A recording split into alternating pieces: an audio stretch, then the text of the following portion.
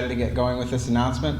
It's the largest class he's announced on signing day in his 4 years, so I know he's very excited about this class, both offensively and defensively. A lot of size on the offensive line and some very talented players on both sides of the ball. Plenty of local players as well. But I'll let Coach Pajic speak to that. Thank you all for coming, and he'll take questions when he's done with his comments. Thank you.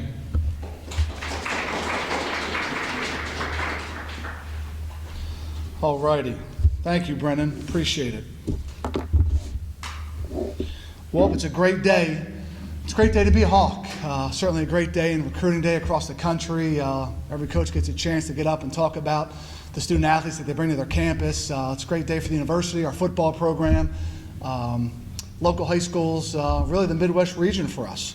Very exciting to allow those young men to take the next 4 or 5 years of their life, choose a school, and really be excited about it. As you look, the social media and the tweets and the Facebook and all the media, it's really an exciting time for them and their families, and we want to make sure that's always that way. It's such a high-pressure time, should be an exciting time for all those young men embarking on their next endeavor for college. I'd like to take a few minutes. A lot goes into signing day and recruiting. Obviously, Brendan Bittner, SID, and hopefully you take a good look at our social media and Twitter and Facebook, and he's done a fantastic job. Go back 3 years ago when we're trying to, improve our perception across the country, across the region, locally, and it's first class. We look at all the other media sites and find out where we are with posting early, and I think we were done, Brendan, by 12 o'clock. It starts at 7, and we're one of 2 schools in our conference, and certainly across the Midwest region on different sites that we look at with showing strength in recruiting and signing our young men. And he does a fantastic job, and the countless hours, not only for football, but that he does through across athletics is phenomenal, and certainly for us today. So, Brendan, thank you. Rob Mallory, our Associate Compliance Director. Rob and Brendan were up at our football office at 7 o'clock sharp, certainly taking care of their business in reference to compliance, such a big deal. The I's have to be dotted, the T's have to be crossed. And Rob does a tremendous job for us in that regard, and it's really a smooth transition for us. And we go into the bottom line. It's not a one-man show. You can start at the top, from Dr. Gervasi to the vision and creativity that he has set forth, in which obviously our plans going forward with our football program, with Tim Weiss, Vice President for Business and Finance, Coach Bell, Rob Mallory, Brendan Bittner, Donna Sohn, who does all the legwork, the paperwork to keep everybody on track. Our assistant coaches, our staff. It really is a team of the university, and that's something we need to be proud of and understanding it's a team effort with our success. Our coaching staff, wow, unbelievable. I have an incredible staff, very fortunate, very blessed for the amount of work that they put into it. And it's certainly behind the scenes. It's a year-round process. We put a pen to paper December, a little bit November, as we're finishing up a few of our games, to where we're recruiting. And certainly since December 1st on the road and all the way till signing day now, it was a 7-day-a-week job for these guys. And they're all over the place, from certainly the state of Illinois, as we know, the land of Lincoln, how long it is from top to bottom, and certainly Iowa, Wisconsin, the St. Louis area, all of Missouri, Kansas City this year a little bit, but really thankful for the guys I have around our football program. And I'd match them up against anybody in the country, certainly in our region, with recruiting and just finding and evaluating talent and bringing these young men to campus and eventually signing those guys.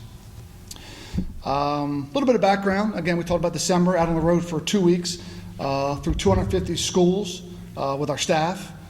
Hit that roughly puts us in front of about 800 student athletes, anywhere from 3 to 5 to 6 student athletes per coach.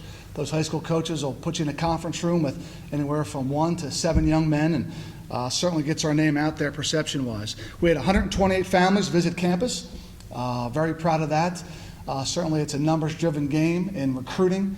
With you just don't know what the right fit is for these young men. So you recruit a lot of those families here to campus and show them what we have to offer as a university, as a football program, and who we are and what we're about.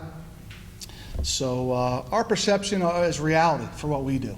And I think we are now perceived across the Midwest region, for student athletes to the high school coaches to families across our region that Quincy University is a great Division II university. That's a liberal arts institution, private school that, you know what, let me take a look at the Quincy Hawks for a lot of different reasons. And that really excites us, and that's really what's changing the course of who we are and how we proceed forward. So very thankful certainly to everybody that's involved with our football program. It certainly takes all of us. People say it takes a village to raise a family. Well, to run our football program, it is such as that. I'm very proud of that. And you're only as good as the people around you. You're only successful as the people around you. And we certainly have a great staff from top to bottom. Well, let's get into the meat and potatoes of the signing day. Certainly proud of the day. 41 student athletes that we look at. A few guys still waiting for a few emails or scanned or faxes to come through. Average GPA for those 41 young men, 3.3 GPA, very proud. 22 ACT, I believe that was up from last year. We're a little bit lower than that. Defensively, we have 19 signees. Offensively, we have 22 signees. That breaks down to 41. Defensive backs on defense, 9 prospects. Defensive line, 5. Linebackers, 5. Move to the offensive side of the ball of 22. Offensive lineman, 9. Quarterback, 1. Fullback, 1. Running back, 4. Tight end, 3. And wide receivers, 4. And then we break it down certainly by state. Again, we took the job here. We were going to recruit our backyard. We were going to recruit our own people. We were going to recruit our own families. And that starts in the state of Illinois, where 20 young men come from Illinois, 16 from Missouri, 1 from Iowa, 1 from Indiana, 1 from Ohio, 1 from Arizona, and 1 from Utah. So we are certainly stretching our parameters, which is fantastic, but we will always start right here in the good old town of Quincy and spread our wings in that direction. So very proud of the 41 young men academically, character-wise, integrity-wise. We're evaluating people, and that's first and foremost what we will always do, and then we will go from there. Football only takes you so far, but it's everything else that goes into that. So very proud of our evaluation tools by our assistant coaches and our staff. We move on to 7 local prospects. Very excited about that. First time certainly in our tenure. Certainly the 7 we're very proud of. You know, you have Cody Leonard and Luke Palin from Carrollton, the 2 QND boys with Dalen Anders and Jacob Abel, and certainly the 2 Jacksonville products, Zach Lonergan and Colton Hillis, and 1 Palmyra young man, Skylar Klein. 7 for us is huge, and just like anything else, finally making inroads with everybody to where I truly believe that Quincy is an opportunity for local and across the region. And that's a big credit to all involved. We've gotten our name out there with the changes we've done, not only academically and the gifts we've received along the way in our different departments and our expansion of our football facility, and certainly the young men that believe that a Division II private school in the state of Illinois that plays at a high level of football is an option for myself and my family and my friends. So it's certainly very huge for us. So very proud of the 7 local young men, and I'm sure we'll get into as we go forward. I think we had, 4 mid-year guys. Anthony Greenhow, by way of Southern Illinois, transfer from by way of Chicago, helps to strengthen the defensive end position. Donovan Vance out of Pima, Arizona, junior college, 2 great students, will help solidify our offensive line and offensive tackle. Eric Jacks, a young man from SIUE of Edwardsville, and Ben Farhar, a young man that came out of the state of Utah. So 4 mid-year guys that helps us get a little bit better there, a little bit more stability in reference to maturity, and been around the block a little bit.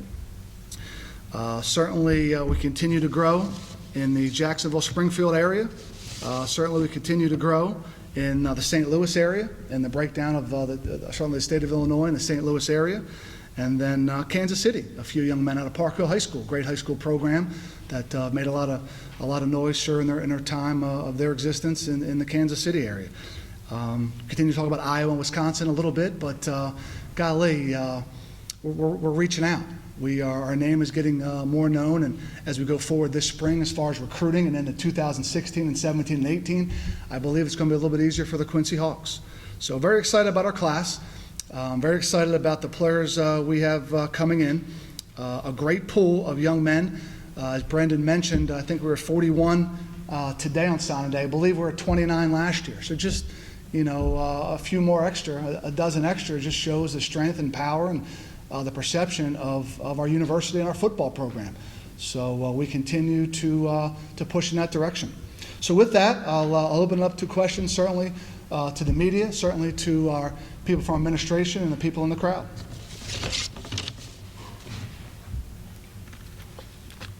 Tom, you mentioned the new stadium, the success you had last season. How many more doors were open this year because of what's going on? Ben, I think it's a culmination of all of it. We had a great run during the season of 4 straight, almost got 5, and if you get the 5th one, maybe you get the last one. 2 close games as we finished our stretch there. So there's a fine line between 6-5 and 8-3. I think that spoke volumes. I think people saw our product as they looked at the scores, and then certainly, looked at the run we had and some of the teams we beat that we weren't so lucky the year or 2 beforehand. Then you go forward to the $4 million announcement for our stadium, which will be, again, the premier facility in the Great Lakes Valley Conference, certainly in the Midwest region. You look at our getting out in the 300 high schools. Again, I challenge, our staff, I don't know if anybody does it better, Ben, I'll be honest. It's fantastic with the materials that we give out through our admissions office, through our football material, through our letterhead, through our high school coaches, our emails, being in 300 high schools in the spring and the fall. Our relationships, I can remember standing here on that first day being hired, it was going to be about relationships. And these high school coaches feel very comfortable now with sending their young men to Quincy University to play football at a high level, Division II. And the persistence of our staff and evaluating talent and being upfront in the recruiting process. It's not always that way. We're very honest and upfront with all the players we talk to on the phone, all the high school coaches. There's no runaround with our program. We bring them on campus. I think we have a great presentation with our administration, from Dr. Gervasi to professors on campus, to Coach Bell, to Kristen Leeson, to our admissions counselors, to Rob Mallory. We put on a great presentation. Those young men and their families go back to their high school coaches and say, wow, we haven't got that across the other schools that we're competing against. So I think it's a combination, Ben, of all the above. And I think the future is bright for Quincy. I really do. John, what was the primary need when you started this recruiting process? I think Matt gets into offensive line. I can remember, again, it's funny, you guys were probably sitting in the same spot you were in December of 2011. And I can remember just the depth. And then we go through two years into it, the injuries of offensive line, and just trying to get a 3 deep and solidify just some depth with numbers, and then also trying to find great players. So it was kind of always a tough situation. But offensive line was big. Again, we claim to try to be tailback U, and we want to be able to play a different style of football in our conference. I think people have seen that. Then we wanted to go across the other trench of the defensive line. Anthony Greenhow, Colton Hillis out of Jacksonville, great steal for us there.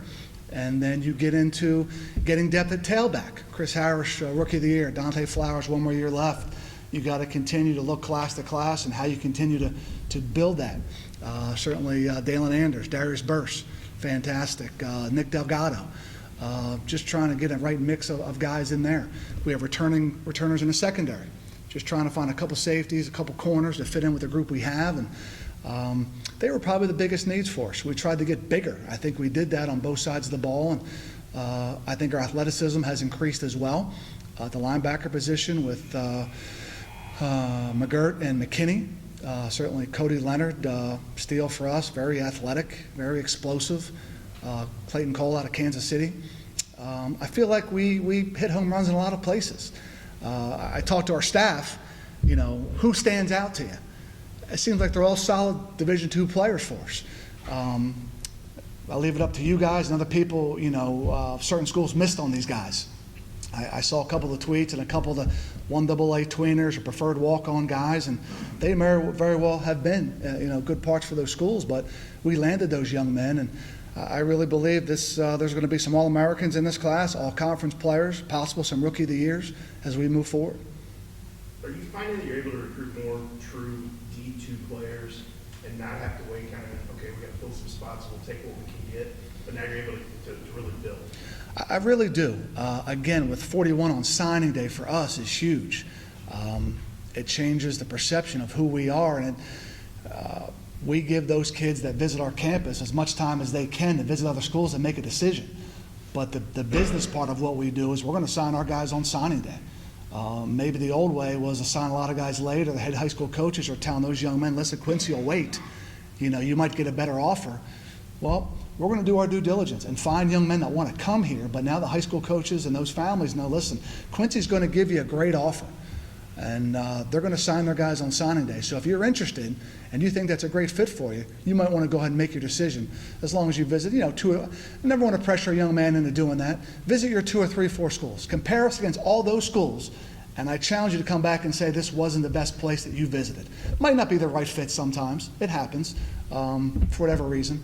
But I feel like that has changed. And that by signing those young men on signing day, I think we're again, you compare to some other major Division II schools in the region and the 1AA schools in the region. And we're signing kids right next to, those 1AA directional schools. Tom, a lot of these wins that you're calling them on your recruiting sheet are coming at the direct expense of your competitors. Teams that used to beat this program habitually for the same kind of players. Diagnostically, are you getting to kids quicker, better? What's really been the biggest key in kind of outfoxing the rest of the competition for this pool of talent? We have been more efficient and we have outworked our competitors, hands down. We're going to finish up this recruiting class. We're probably, again, there'll be some more announcements coming soon. We didn't get a couple NLIs in, some other letters of commitment as well. We're probably another 10 to 15 kids. But as I'm sure the phones of our assistant coaches are going off right now because it's kind of D-Day. It's the time to decide. But Chris, to be honest with you, with our staff and the relationships we forge, we will have a 2016 board up in a month or two. And we will get out all our letterhead, selling our biology program, our nursing program, our criminal justice program, our education program, our new facility, and finding out what camps our kids will be at. Our guys are at the directional camps and across the country in the summertime. So we have a great base of a couple hundred kids that we're on another month or two. And then we'll go see those kids in the springtime. It's evaluation, watch them play baseball, run track, get their transcripts. So we are spot on with who we think we have a shot at, for whatever reason, who our coaches, they know the profile of what we're looking for here, academically, athletically, and the right fit. And I really believe that's the key ingredient. We're getting to these young men to where they are really getting a good look at Quincy in their junior years, into the summer, into September of their senior years, and that's making our December through January visits. We've had more visits in those months than we had in our previous 2 years here. So I think that's the answer, Chris. I think we're really doing due diligence to who we are as a university, who we are as a football program, who we really have a shot at, because it's a long process. There's some guys you guys know very well that there's some tweeners between, you might have thought they were going 1AA or preferred walk-on, even scholarship-wise, that we were fortunate enough to land today. Usually that process goes another 2-3 weeks sometimes, because the bigger schools, lead those guys along and don't really make a decision. So I attribute it to that. You touched on that too. I mean, a couple of years ago, Nick Lonergan rolled the dice on this program. What does it say to you that his little brother has had the faith to come over here and kind of follow that lead? Proud of how we conduct our business. Zach Lonergan is a heck of a football player. 1AA possibly in some places across this region. He's a wide receiver, defensive back. Our guys are fighting over him on both sides of the ball, and I got to stand in the middle and just find out where to put him. But that's big for us. It's about family. It was good for the older brother. 4 or 5 years later, it's good for the younger brother because they know the experience that we're giving their son academically, athletically, spiritually, culturally here at Quincy University.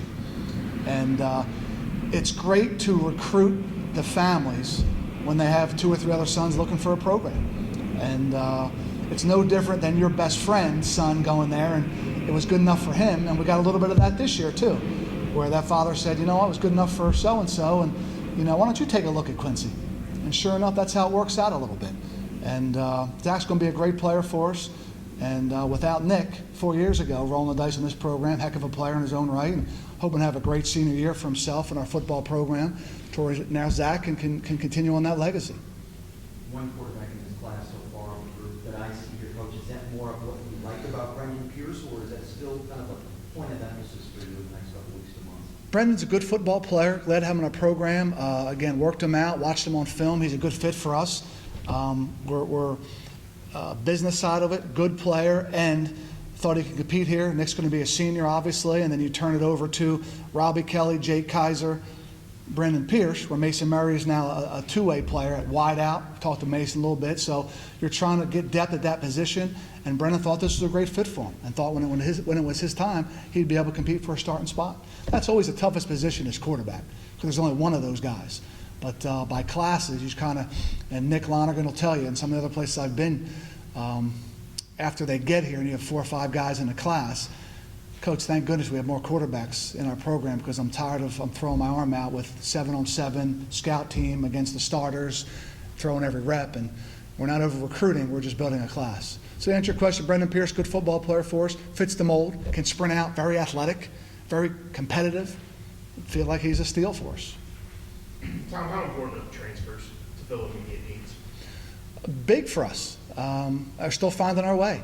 Again, we're a fine line between getting it right, but with losing 2 as we finished up, and we were right there in both of those football games. We're knocking out the door of conference championships. Anthony Greenhow is huge. Solidifies the defensive line position. Heck of a player. We did come in immediate, make an immediate impact. Donovan Vance at tackle. You as an ex-offensive lineman, you've seen what we've gone through.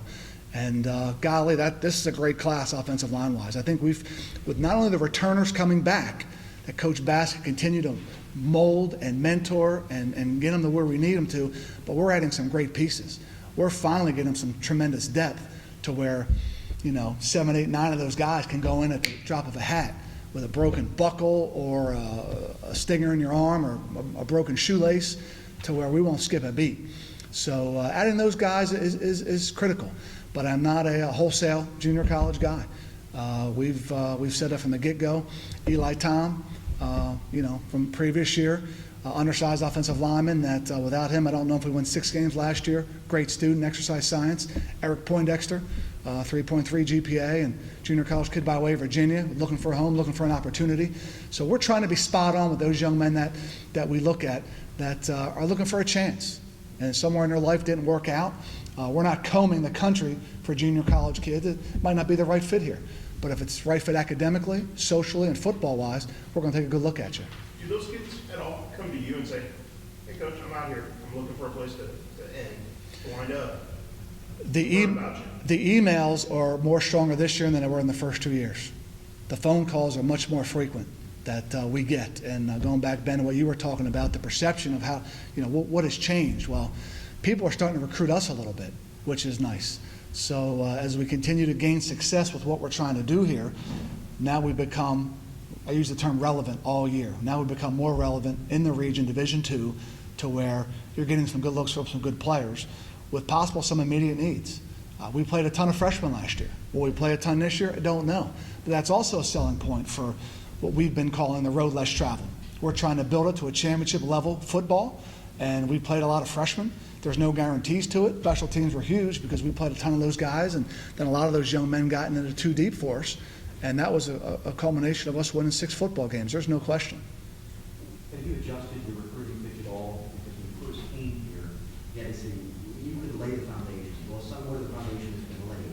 Now you can take this program, your recruit-wise, to the next level. I think it's just a little stronger in reference that, I'm proud of the 3 senior class that we've had. They've given us everything that they've had in graduating. And they've had a lot of change and turmoil and coaches moving and coordinators, and those guys have done a great job, those last 3-year classes of graduates. I tell everybody going forward, we've laid a 100,000 square foot slab. That's pretty big. And it's on solid concrete. It's not on sand anymore.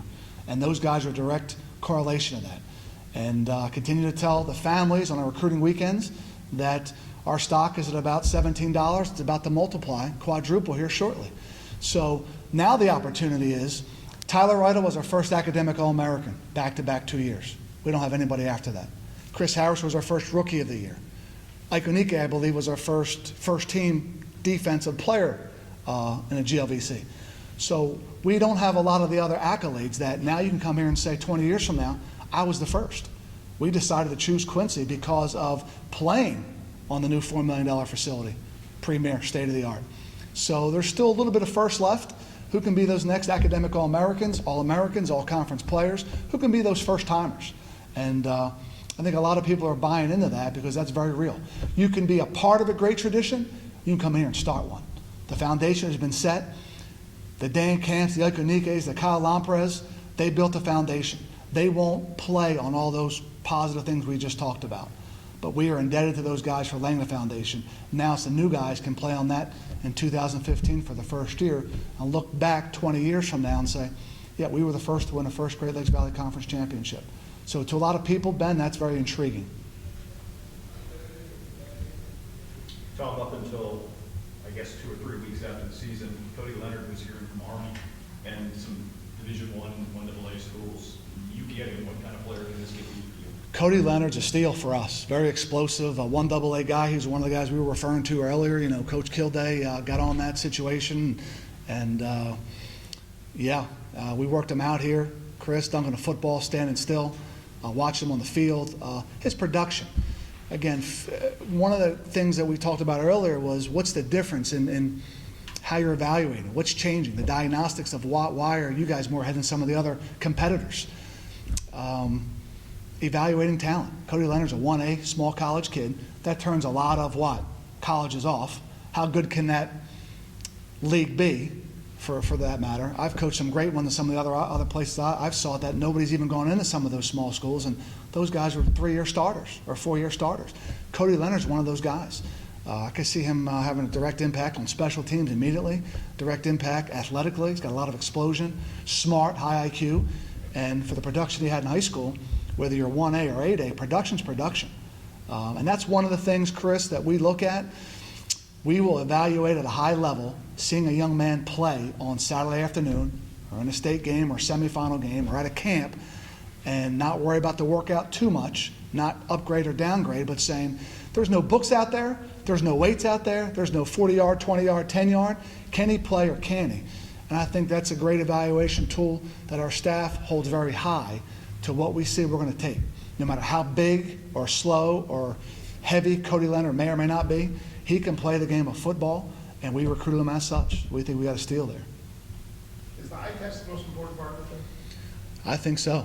The eye test with playing the game of football and the IQ that we think they have in the game of football, the smarts, the intangibles, not the eye test of came in, he's 2 inches too small or he's 10 pounds too light, or it's the evaluation eye test of can he perform on the football field or can he, and can he do it at a high level.